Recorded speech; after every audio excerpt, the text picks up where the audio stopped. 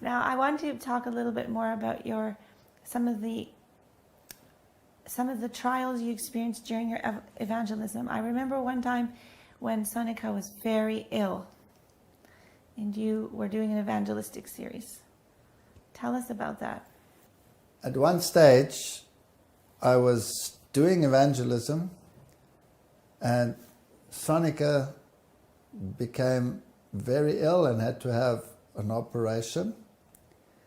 And we told the surgeon that she bleeds and that she wanted to donate blood, right? Yeah, she wanted to donate her own blood before the operation so that if she should bleed, then... And the surgeon said, nonsense, he'll sort that out, that's no problem. And then they did the operation, and she was in terrible pain. And it didn't improve, and she got very weak, so I had the surgeon called, and I said, there's something wrong here. And he hadn't put a drain in. And I said, what's happening here? And he said, no, it's normal. And he read the hemoglobin level of the blood, and he said, the instrument is not in order, there's something wrong with it, she'll be fine. And he sent her home. And at home she was getting worse and worse and worse.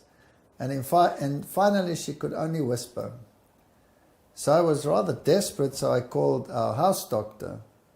And the house doctor came, and she took one look and she said, she's hemorrhaged inside. Her whole abdomen is full of blood. And we have to rush her to the hospital. She was going into a coma. So she said, she came out to me and she said, I don't want to upset you, but I don't think she's going to make it. And in the meantime, I've got my 2 children in the house, and I'm dealing with this crisis, and I'm trying to get an ambulance or something. She says, there's no time for an ambulance, no time to wait for an ambulance. You have to put her in the car. So she was wrapping up, and my daughter goes hysterical because my cat, we had a Siamese cat, had run into the road and a car had knocked her over. But she was still alive, and so she ran and she jumped through the window and she jumped onto my daughter's lap and died on my daughter's lap. Oh no. So here this cat dies on my daughter's lap. My daughter is hysterical. How old was she? She was young, still about 10 years old. 10 years old. She was crying hysterically. I was dealing with this crisis, and now I had to leave them all alone because I had to take her to the hospital with the doctor, and they rushed her into emergency surgery, and they told me that the probability was high that she was going to die. Now, I was busy with a campaign at this stage as well, and so I went to the hospital and I said to her, I'm staying with you. I'm not going to do the campaign, I'm going to cancel it. I'm going to phone them and tell them there's a crisis. And what did you say? Well, I can't remember, but you told me that I'd said that you must go. I'll be fine. Just go. She whispered, go. And I said, no, I won't make it. You won't. What if something happens to you when I'm gone? I'm going to be here. She said, no, go. God's work is more important than your feelings.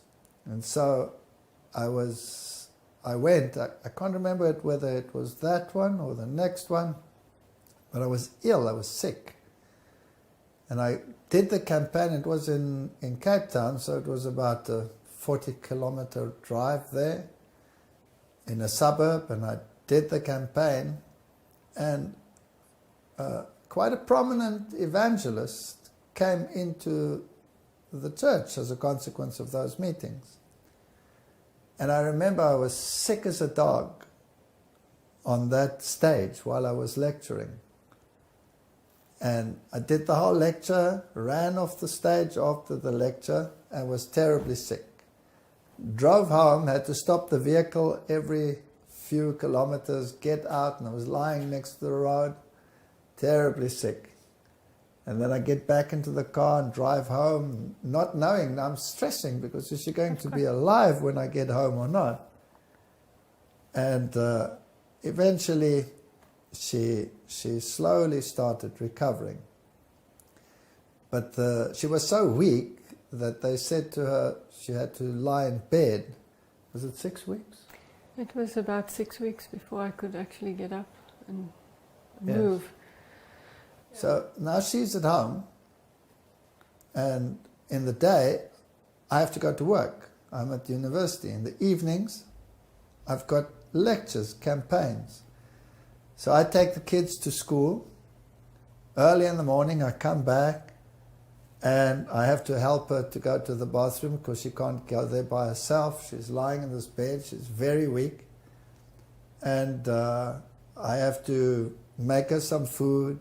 So I gave her some avocado and some fruit and some bread and things and put it next to her bed so that she could have something to eat for lunch.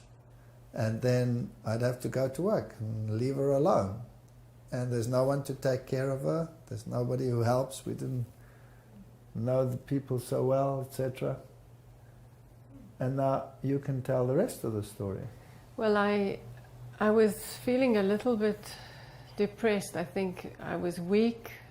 I wasn't sure why these things were happening. Many things were going wrong with us at that stage. In fact, as I said before, since he started to research these things and lecturing the total transformation kind of lectures. Total onslaught. I mean, total onslaught, yes. Everything started to get worse and worse. And our family was under attack. And I was lying there and just thinking, you know, have I lost contact with God? Is he still there? Is he still speaking to me? Where is he? And I remember we had a German Shepherd dog and a cat, and we used to leave the back door open for the dog to come in and go out.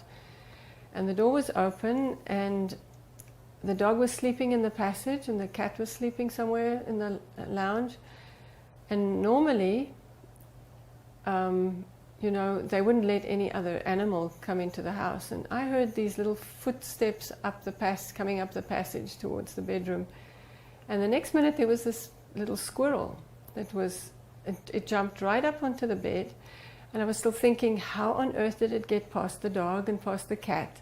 Because they would just destroy the poor animal. And so it jumped up onto the bed, and I was at that moment propped up trying to eat my lunch with the avocado and the bread and the fruit, and it came right up to the plate and it started eating on that side of the plate the food. So I gave him his half and I took mine, and so we sat there eating until he was finished, and then he jumped off and he went and lay on the couch. There was a couch in the bedroom, and he lay there in the sun and for maybe an hour, and then it went out past the dog, past the cat, and out. And I thought, wow, that's very interesting. It's so tame. Why would a wild animal do that? Next day... But you must remember that you love animals. Yes. So this was... I love animals. I've always loved any kind of animal. And the next day, lo and behold, lunchtime, here comes the little squirrel up on the bed, has its lunch with me. And this happened every single day for the time that I was still in bed. And once it was almost 6 weeks. And at the end of that period, I was able to get up and I went outside and I was trying to see where the squirrel was. And it was up in a tree. And it saw me and it came running down the tree, and it ran up my leg, onto my shoulder, down the side and up into the tree. And that was the last time I ever saw the squirrel. Never came back again. Almost like it was saying goodbye. Yeah. I've been there for you. And in that time I was so strengthened because God, I knew God could even send an animal to make you feel that He's close, because that's His creation. And I felt that He was close, even through a little squirrel.